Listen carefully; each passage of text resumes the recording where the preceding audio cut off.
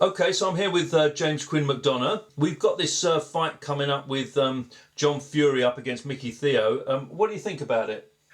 Very surprised, to be honest, at the beginning that Micky Theo would send out a challenge to John Fury because, my honest opinion on it would be that I never thought it would actually take up. What I mean by that is, what I never actually thought would that Micky Theo was serious about it.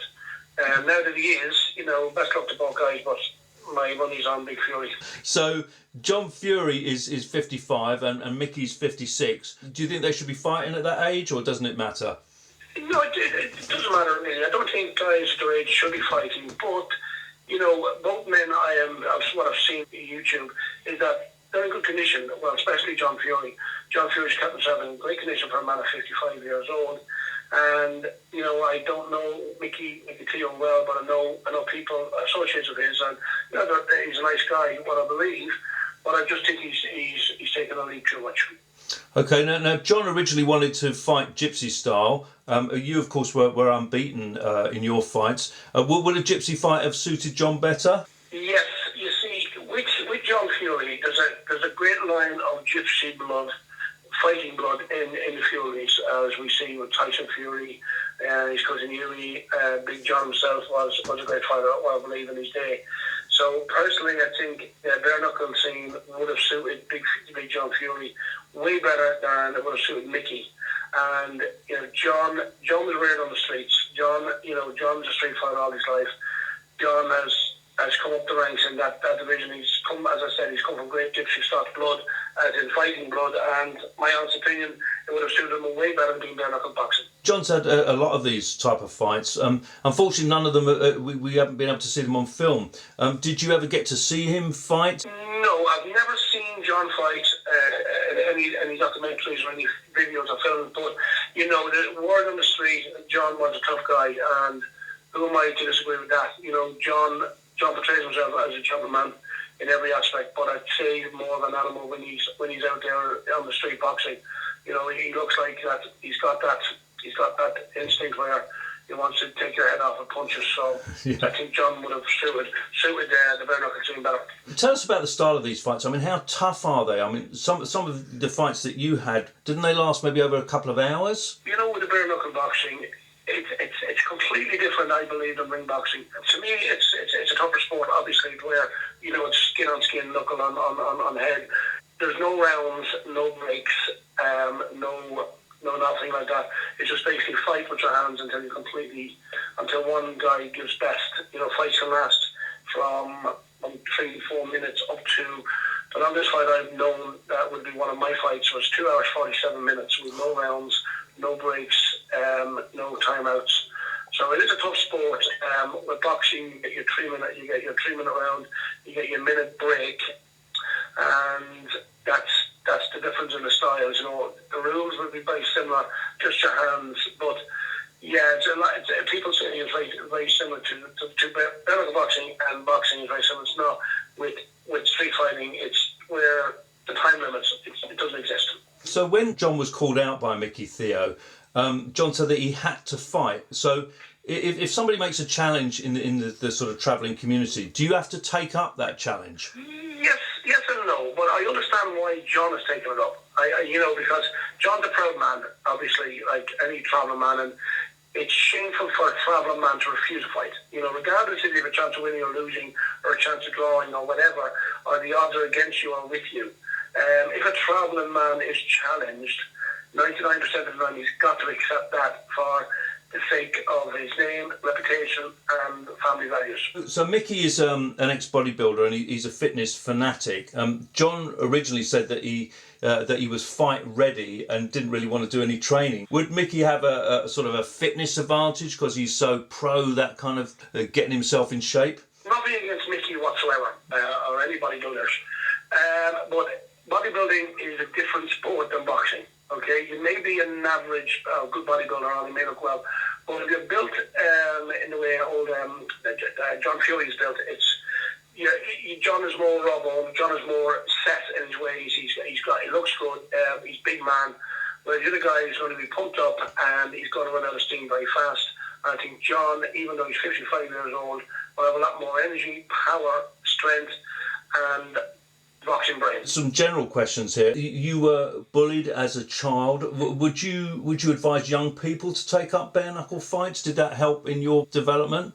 When I wrote that in my autobiography at the time, yes, when I was at school, I was bullied. I was a victim of bullying on a daily basis. Number one is because of my gypsy blood, being a traveller, and being not accepted by the general minority of people at the time, and learn how to protect myself.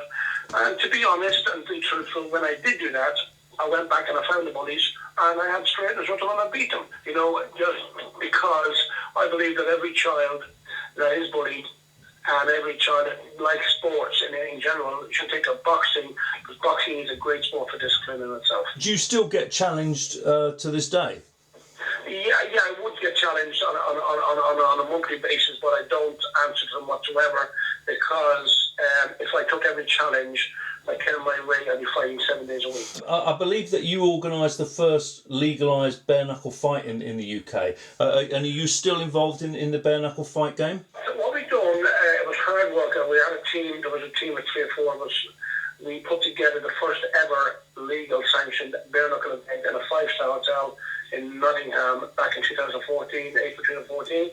And from that fight night, basically the police, the councils, everyone tried to stop us, but the legalities was that they couldn't, because it's not illegal. It was never in the law books to say bare knuckle boxing is illegal in the first place.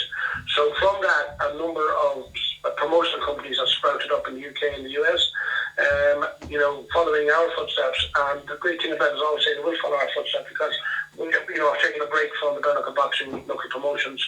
But I'm now in talks with specific companies in the USA to do cross-channel competitions, international fights, with teams of UK fighters and Irish fighters taking on the best of the American fighters. And from then we'll be moving around the world, challenging anyone that's taking us, because we're putting together a TV reality show for a very famous network. And we will get this on the air by the end of the year. Why is bare knuckle fighting such a tradition in the travelling community?